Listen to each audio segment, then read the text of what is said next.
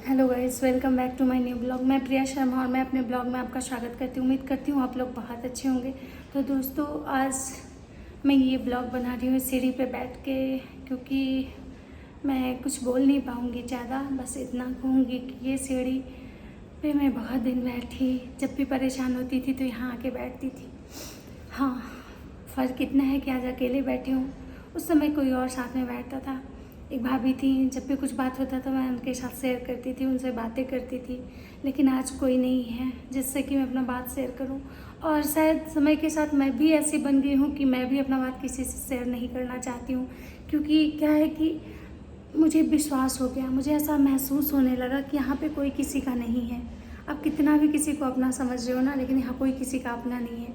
आप कितना भी मन का बात किसी को बताओ और आपको लग रहा है कि वो आपके मन का बात अगर आप उसको बताते हैं तो वो आपको समझेगा, तो नहीं, आप गलत हैं। आपको कोई नहीं समझेगा। क्योंकि जब आपके समय और हालात अच्छे होते हैं ना, तभी लोग आपको समझते हैं। जब आपके समय और हालात अगर ख़राब हो जाते हैं तो आपको समझने वाला इस धरती पे कोई नहीं है।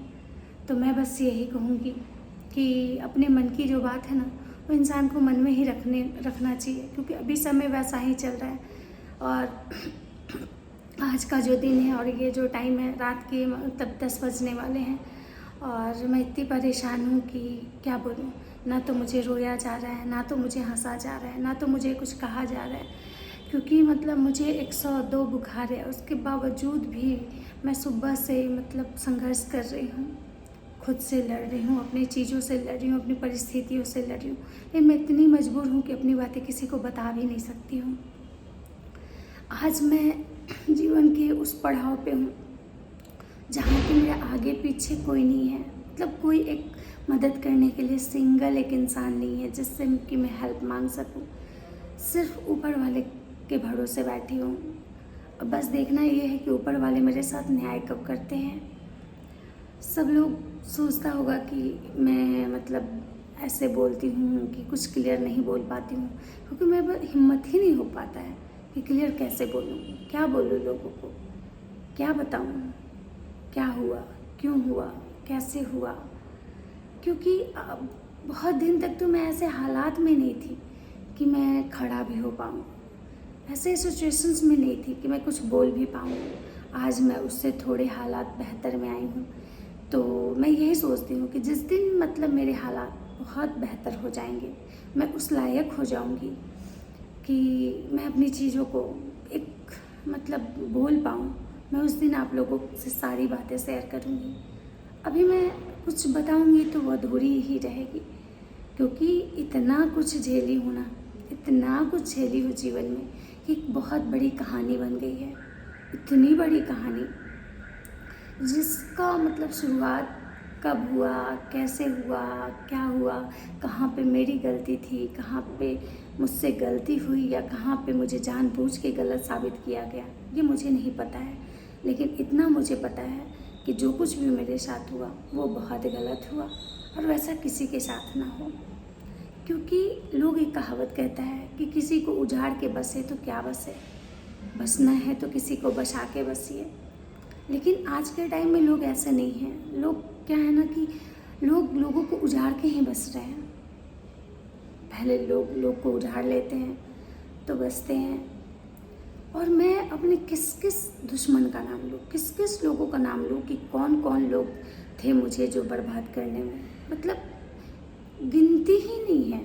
क्योंकि समय इतना ख़राब हुआ कि एक साथ अनेकों लोग मेरे दुश्मन बन गए, एक नहीं। आज ये सीढ़ी, आज मतलब ये सीढ़ी पे बैठ के मुझे वो सारे दिन याद आ रहे हैं कि ऐसे ही रात के 10 बजे बजता था और मैं यहाँ पे आके बैठती थी और मैं बहुत परेशान थी। आज से 4 साल पहले की बात है, नहीं 3 साल पहले की बात है कि मतलब मेरे हालात ऐसे हो गए थे कि मुझे हर लोगों से डर लगने लगा था। तो उस समय मैं यहाँ पे बैठती थी और मेरी मतलब एक दोस्त बनी थी भाभी, मतलब उनसे मैं हर बात शेयर करती थी। लेकिन समय बदलते गया, चीज़ें बदलती गई और समय के साथ तो लोग बदल जाते हैं। और उनके हस्बैंड का भी ट्रांसफ़र हो गया यहाँ से, तो वो मुझे छोड़ के यहाँ से वो चली गई, क्योंकि भाई उनके हस्बैंड का ट्रांसफ़र हुआ था। लेकिन मैं यहाँ की यहीं रही और मेरी परिस्थितियाँ कुछ नहीं बदली, जैसे थी वैसे ही रह गई।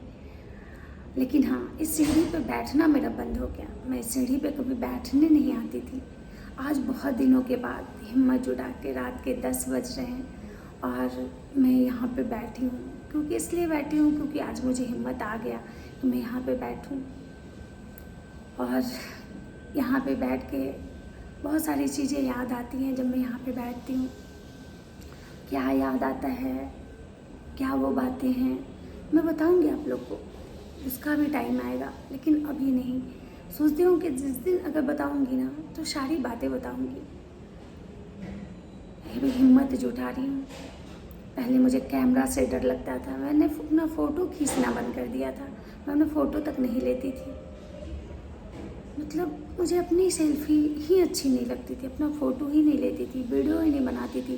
मैंने सोशल साइट यूज़ करना मतलब बंद कर दिया था। मुझे लोगों से डर लगता था कि लोग मुझसे क्वेश्चन ना कर दे, मैं क्या जवाब दूंगी लोगों को। मेरे फैमिली वाले, मेरे भाई, मतलब बहुत लोग सपोर्ट किया। अब मुझे बोला कि लोगों से क्या ही डरना, ये जो लोग हैं ये मुझे भोजन नहीं देते हैं। ताने दे सकते हैं, पैर खींच सकते हैं, लेकिन भोजन नहीं देते हैं। फिर मुझ में हिम्मत आया, मैंने बहुत हिम्मत जुटाया। हिम्मत जुटा के मैं खड़ी हुई और तब जाके मैं फ़ोटो और वीडियो बनाने लगी।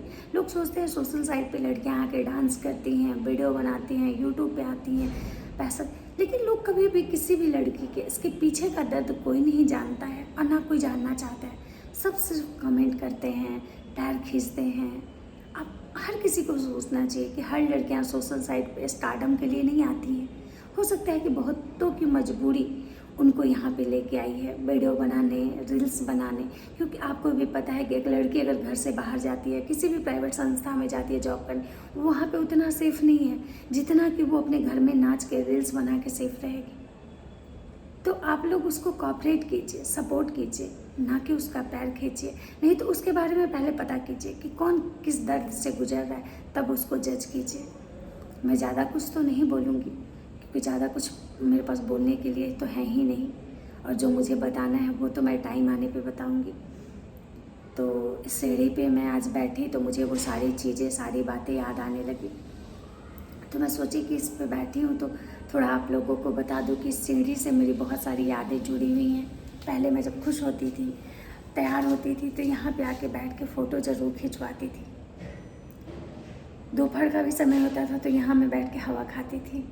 लेकिन समय के साथ सब कुछ बदल गया, मैं भी बदल गई, लेकिन सीढ़ी नहीं बदला। लेकिन आज मैं यहाँ पे बैठी हूँ, 10 बज रहा है रात के, और मैं यहाँ पे वीडियो बना रही हूँ। तो इस ब्लॉग को यहीं पे ख़त्म करते हैं। मिलते हैं आप लोग से अगले ब्लॉग में। अभी के लिए सबको गुड नाइट।